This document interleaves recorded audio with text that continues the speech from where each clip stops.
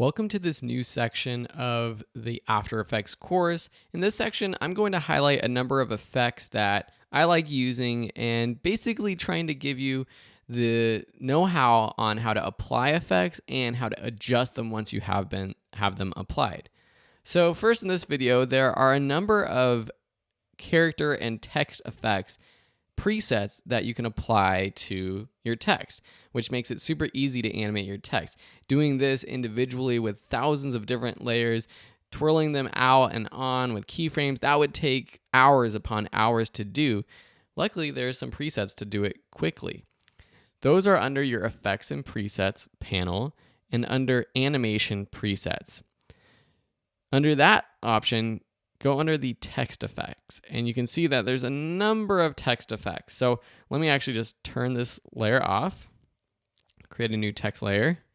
Yes, I do. Yes, we want to learn new effects. Let's just align it to the center. Awesome. So back in our effects and presets, you have a number of folders under the text folder. To apply any of these effects, just take one of them. So let's go under 3D text, do 3D line zoom in, and apply it to your layer. Now, I will note that it will apply where your time indicator is. So usually they have keyframes that are automatically applied once you drop them on the layer. So if I want them to apply at the very beginning, put your time indicator at the start. If I want them to start at 1 second, put your time indicator at 1 second. Now place this effect on. And now if we scrub through this, you can see what happens. So let's just play through it. A quick little 3D line zoom in. This one's pretty simple. If I select this layer and press U on my keyboard, you can see the keyframes that are set up. Now you don't necessarily have to understand what all of these keyframes do, but you want to know how you can adjust it. If you want it to go later or earlier, you can just select these keyframes, drag them to the left or right. If you want it to go slower, just drag them further apart or closer together to make it faster. Now, what do you do if you want to get rid of a text effect? Well, sometimes a text effect will pop up in your effects controls and you can delete it. If not, what you'll want to do is delete these keyframes. First, though, I'm just going to close our Yes, I Do text and then open it up. So you can see that we've added 2 animators. And remember how we were doing the shape effects where there was this little add button? Well, in the text layers, you have this animate button. So you can add these different animations to text. And those are these animators. So if I click animate, you can see there's a line spacing animation. There's a blur, there's a character offset, all kinds of different things. So to get rid of this text I've applied or this effect I've applied, just select the animators and delete. So now our text is sort of back to normal and we can add another one.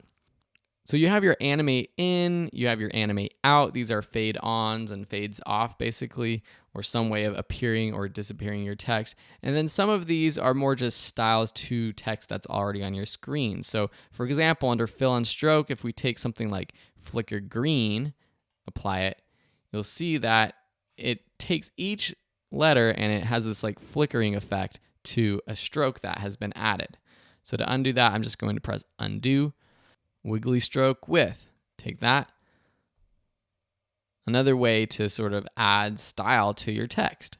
I'm at half resolution, so it's a little kind of lower quality, but now I'm at full. So these are just things that you can do to quickly animate your text.